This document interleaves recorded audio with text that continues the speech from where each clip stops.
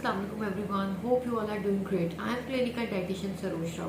तो आज मैं जिस टॉपिक पर बात करने जा रही हूँ वो बहुत इंपॉर्टेंट टॉपिक है और बहुत ये मसला कॉमन होता जा रहा है हमारा आजकल का, जो कि हमारी आजकल फीमेल्स में बहुत ज़्यादा ये इशू पाया जाने लग गया है। मैं जिस टॉपिक पर बात करने वाली हूँ वो है इनफर्टिलिटी। आजकल इनफर्टिलिटी वुमेन्स में बहुत ज़्यादा कॉमन हो चुकी है।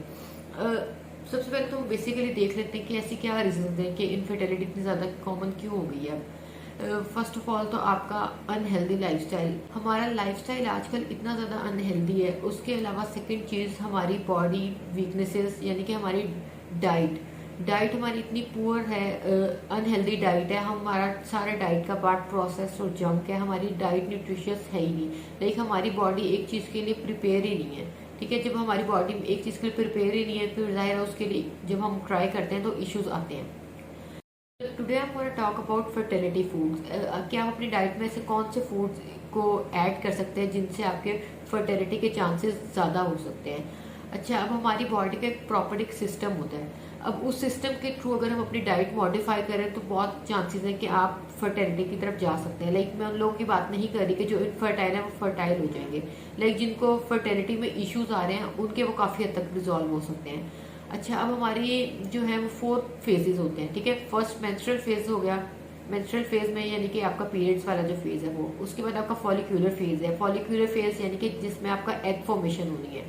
उसके बाद आपका ओवुलेटरी फेज है जिसमें आपके एग ने मेच्योर होना है। उसके बाद आपका आता है ल्यूटेल फेज। ल्यूटेल फेज में जाकर डिसाइड हो जाता है कि आपका एग फर्टाइल कर जाएगा या फिर आपका एग वेस्ट हो जाएगा। अभी 4 फेजेस हैं। इन 4 फेजेस में आपने अपनी डाइट को मैनेज करना है। ठीक है, अब मैं आपको लाइन वाइज बताऊंगी कि फर्स्ट फेज में अपने डाइट में क्या लेना है, सेकंड फेज में क्या लेना है, थर्ड फेज में क्या लेना है, फोर्थ फेज में क्या लेना है। फर्स्ट फेज आपका आ जाता है मेंस्ट्रुअल फेज, यानी कि जब आपके पीरियड स्टार्ट हो जाते हैं वो फेज। उस फेज में आपको वार्म फूड्स लेने हैं, यानी कि जिनकी तासीर गर्म है आपने वो उन फूड का इस्तेमाल करना है। इसके अलावा इस फेज में आपको आयरन, विटामिन बी और विटामिन सी की ज़रूरत होती है, क्योंकि ब्लड लॉस होता है तो आपकी एनर्जीज भी बहुत ज़्यादा लो हो जाती हैं। तो आपने उसके लिए आयरन का इस्तेमाल करना है। आयरन आपको मीट से मिल सकता है। मीट आयरन का बहुत अच्छा सोर्स है। इसके अलावा जिन लोगों को विटामिन सी, एक तो आयरन के ऑब्जॉर्प्शन के लिए चाहिए, दूसरा जिनको इन्फेक्शन हो जाती है, इस तरह के कोई इश्यूज हो जाते हैं तो विटामिन सी उसमें भी आपके लिए हेल्पफुल है। विटामिन सी आपको सिट्रस फ्रूट से मिल सकता है, आपको बेरीज से मिल सकता है, आपको ऑरेंजेस से मिल सकता है। जो भी आपके सिट्रस फ्रूट्स हैं उनसे आपको सी मिल सकता है। इसके अलावा विटामिन बी आपको अपनी डाइट में ऐड करना है फर्स्ट फेज में। ठीक है, इसके बाद बात आ जाती है सेकंड फेज पे। सेकंड फेज यानी कि फॉलिक्यूलर फेज। फॉलिक्यूलर फेज में आपने लाइट फूड्स का इस्तेमाल करना है। एक तो लाइट फूड लेना है, दूसरा आपने फ्रेश फूड लेना है। फॉलिक्यूलर फेज में आपको विटामिन बी चाहिए, उसके अलावा विटामिन डी चाहिए और आपको लेसिथिन चाहिए। विटामिन डी आपको सैल्मन से मिल जाएगा। फिश बहुत अच्छा सोर्स है विटामिन डी का। और उसके अलावा लेसिथिन जो है वो बहुत इंपॉर्टेंट है इस फेज में, क्योंकि वो आपके एग को मेच्योर करता है। ठीक है, विटामिन सी लेसिथिन आपको गावा से मिल सकता है, कोकोनट से मिल सकता है, चीज से मिल सकता है। तो आप इन फ्रूट्स को अपनी डाइट में सेकेंड फेज में ऐड करेंगे। ठीक है, अब जो सेकंड फेज होता है उसमें आपका मेंस्ट्रुअल साइकिल खत्म हो चुका होता है और आपकी बॉडी में एनर्जी ज्यादा हो जाती है।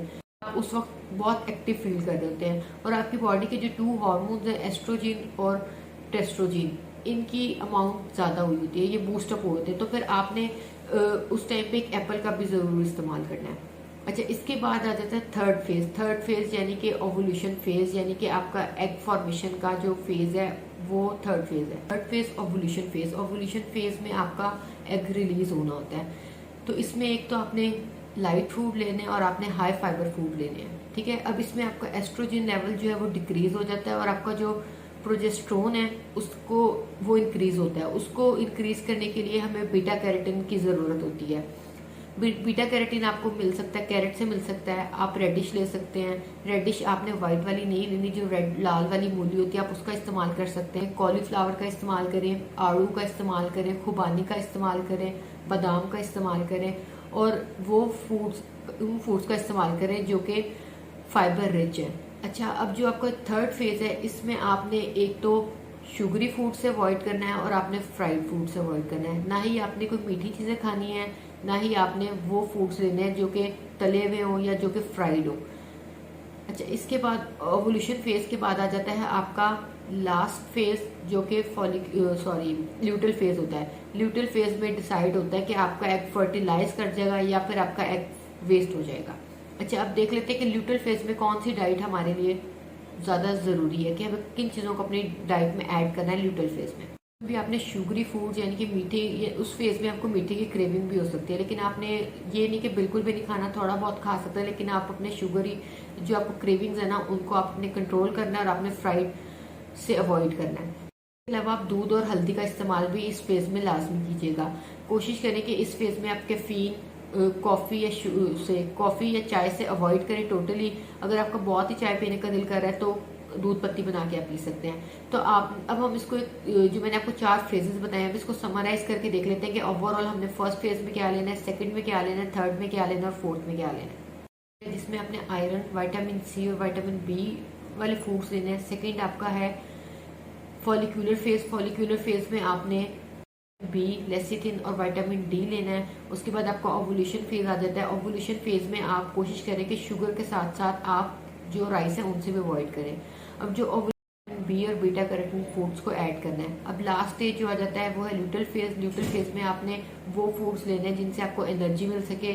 दूध, हल्दी का आपने इस्तेमाल करना है। होपफुली आज की वीडियो आपके लिए हेल्पफुल रही होगी। अगर आपको मेरी वीडियो अच्छी लगी तो please don't forget to subscribe and give it a thumbs up. Thank you.